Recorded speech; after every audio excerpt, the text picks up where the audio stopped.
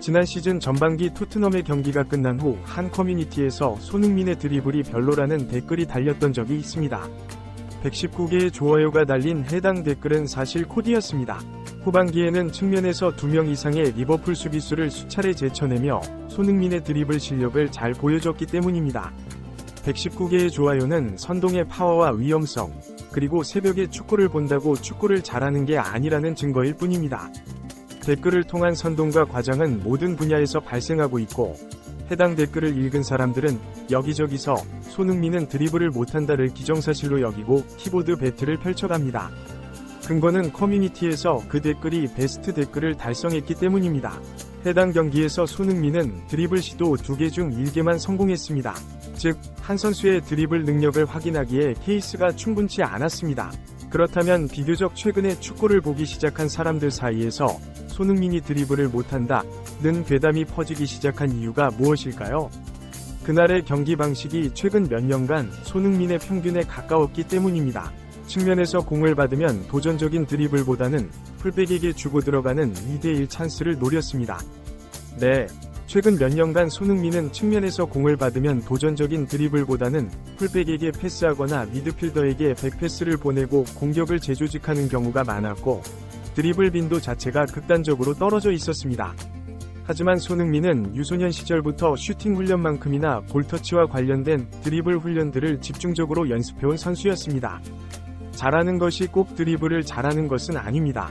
하지만 네이마르가 훈련에서 써먹지도 못할 이상한 동작들을 전부 시도하는 이유는 기본적인 드리블 동작들을 이미 습득한 이유이기 때문입니다. 그리고 해당 동작에는 제법 손흥민 드리블의 열쇠가 숨겨져 있습니다. 곧바로 따라하지 못했던 이강인, 백승호 등은 유소년 시절부터 드리블러로 불려온 선수들입니다. 황희찬 또한 프리시즌마다 드리블 훈련에 목숨 거는 선수입니다. 그들은 좁은 공간을 파괴하는 드리블로 유명합니다. 네, 손흥민은 유소년 시절부터 넓은 공간에서의 드리블을 선호해왔습니다.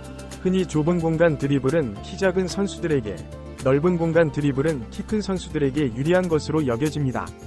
메시가 대표적인 좁은 공간 드리블러라면 호날두나 카카는 넓은 공간 드리블러의 대명사죠. 가끔 스피드만 있는 선수들을 테크닉이 부족하다며 평가절하하는 경우가 있는데, 손흥민의 벌센 득점 때도 그랬습니다. 하지만 스피드가 있는 선수는 달리기만 해도 수비수가 쫓아오지 못하는데, 굳이 거기서 스피드를 멈추고 춤을 추고 요래조래 마술쇼를 펼칠 이유가 없습니다. 손흥민은 분명 넓은 공간에서의 스피드 활용 능력이 특장점이고, 카카만큼은 아니지만 대부분 상황에서 가속도를 적극 활용합니다. 손흥민의 반전 중 하나는 키 큰 선수치고 짧은 순간 여러 번의 터치가 가능하다는 점입니다. 이는 다리가 짧은 선수들이 절대적으로 유리한 지점이죠. 가끔 잔발 드리블이라 불리는 움직임입니다. 손흥민의 드리블 성공 장면을 보면 상대 수비수보다 빠른 속도로 여러 번 터치를 통해 빠져나가는 모습을 볼 수 있습니다. 즉, 그는 스프린터의 가속도뿐 아니라 발 자체의 움직임 스피드도 빠른 편이고, 영상에서 봤던 드릴을 포함한 훈련을 통해 터치 시 볼이 발에 착 달라붙는 효과를 만들어냅니다. 네, 손흥민의 경우 170cm 정도의 신장으로 인해 화려한 테크닉을 구사하는 선수들에 비해 압도적인 드리블을 보여주기는 어렵지만, 그의 신장의 선수들 중에서는 좁은 공간에서도 이 정도의 드리블이 가능한 선수가 흔치 않습니다. 즉, 길지만 잔발의 짧은 다리가 유리하고, 넓은 보폭의 스프린터에게는 긴 다리가 유리하지만, 손흥민은 비교적 두 가지 조건을 모두 갖춘 선수입니다. 앞서 보신 호세 무리뉴 감독의 인터뷰는 많은 이들에게 의외일 수 있는 포인트입니다. 팬들 사이에서 토트넘 최고의 피니셔, 슈터라는 질문에 대한 답은 이미 정해져 있지만, 스킬 부문에서는 손흥민 외에도 루카 모드리치, 손흥민 등 다양한 후보가 있기 때문입니다. 하지만 무리뉴 감독의 선택은 손흥민이었습니다. 기술을 더욱 적극적으로 선보일 수 있는 무대는 손흥민에겐 경기보다는 훈련장이라는 것을 알 수 있습니다. 당연히 팀 동료인 무리뉴 감독이 우리보다 토트넘 선수들의 실력을 더 잘 알고 있습니다. 그들은 훈련마다 함께 축구하는 사이입니다. 그렇다면 비교적 최근에 축구를 보기 시작한 분들은 왜 손흥민이 드리블에 약하다고 생각하게 되었을까요? 정답은 손흥민의 드리블 시도 자체가 몇 년에 걸쳐 점점 줄어들고 있기 때문입니다. 네, 특히 독일에서 잉글랜드로 무대를 옮긴 이후로는 카운터 어택 축구에서 장발을 통한 드리블보다는 스피드를 활용한 직선적인 움직임이 주를 이뤘습니다. 포지션 압박 축구에서는 실수하면 상대에게 역습 기회를 주는 특성상 더욱 드리블이 자제되고 있었죠. 세계 최고 선수라도 한 경기에서 100% 드리블 성공을 기록하기는 쉽지 않고 올 시즌 토트넘의 경기 방식은 한 번의 실수로 실점하는 일이 잦았으므로 손흥민이 한 경기에서 2번이 드리블 시도로 끝난 것이 특별한 경우는 아니었습니다. 하지만 여러 차례 제 영상에서 언급되었듯이 후반기 리버풀전을 기점으로 손흥민의 드리블 시도 빈도가 현역 최고 수준으로 드라마틱하게 상승했습니다. 리버풀전에서의 이유는 시청자 여러분도 추측 가능할 것입니다. 팀이 일방적으로 밀리고 있었고 공격 루트가 전혀 없었으며 손흥민의 표정은 시즌 중 가장 어두웠죠. 분노의 에너지에 의한 으라차차 드리블 시도라는 표현이 적절할 만큼 해당 경기에는 많은 스토리가 담겨 있었습니다. 재미있는 점은 리버풀전이 끝난 후에도 이런 방식이 상당히 이어졌고 이번 대표팀 소집에서 더욱 확대되었다는 것입니다. 중국전에서 손흥민은 양팀 최다인 7번이 드리블을 시도했고 역시 양팀 최다인 6번이 드리블에 성공했습니다. 애초에 그가 드리블을 잘하는 선수라는 건 알고 있었지만 이번 중국전 통계를 보니 예상외로 높은 수준이었습니다. 네, 손흥민이 드리블을 자제했던 이유는 팀 플레이 때문이었고 이는 대한민국 대표팀에서도 마찬가지였습니다. 대표팀에서 특히 손흥민은 연계 플레이에 집중해왔고 제 기억이 맞다면 박지성과 함께 출전한 아시안컵 무렵이 가장 활발한 드리블 시도가 있었습니다.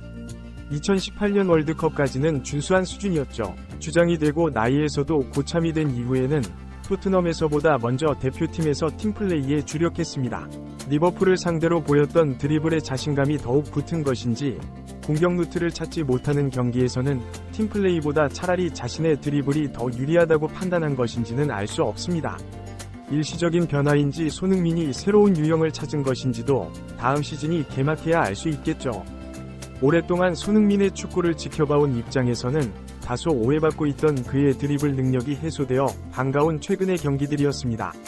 특히나 드리블은 능력의 하위라는 오래된 편견을 우습게 만들어서 통쾌한 지점이기도 합니다. 그리고 손흥민의 축구는 현대 축구의 특징적인 변화와도 제법 연결고리가 있습니다. 과거 브라질의 데닐손, 호나우지뉴 같은 축구를 모르는 사람이 봐도 엄청난 움직임을 보이는 드리블러들이 대세였지만 최근에는 그런 유형의 선수들을 쉽게 찾아볼 수 없습니다. 템포가 더욱 빨라진 현대 축구에서 상대를 제치는 행위 자체가 점점 심플해지고 있고 기술이 아니라 순간 스피드와 정확성이 중요해졌죠. 네, 템포가 빨라진 현대 축구에서는 기술보다 순간 스피드와 정확성이 중요해졌고 상대를 제치는 행위 자체가 점점 더 심플해지면서 잔발 스텝 등의 간결한 드리블 동작들이 부각되고 있습니다. 훈련장에서는 엄청난 드릴들을 연마하지만 경기에서의 선택지는 가능한 심플한 동작들로 빼곡합니다. 이런 현상은 특히 펩 과르디올라가 지휘했던 바르셀로나, 맨체스터 시티 선수들에게서 두드러집니다. 훈련장에서는 매직쇼를 펼치지만 경기에서는 단발로 툭 치고 제치는 간결한 축구를 구사합니다. 그런 의미에서 최근 손흥민의 드리블은 상당히 현대적인 방식이고 시도와 성공까지의 과정이 간결하고 빠른 편입니다. 전술에 악영향을 끼치지 않는 드리블이라는 뜻이죠. 또 다른 특징은 한 명이 아닌 다수를 상대로 드리블을 펼친다는 점입니다. 이는 분명 기술적 포인트보다 자신감과 더 연계된 영역인데 상대가 약해서가 아니라 리버풀을 상대로도 통했습니다.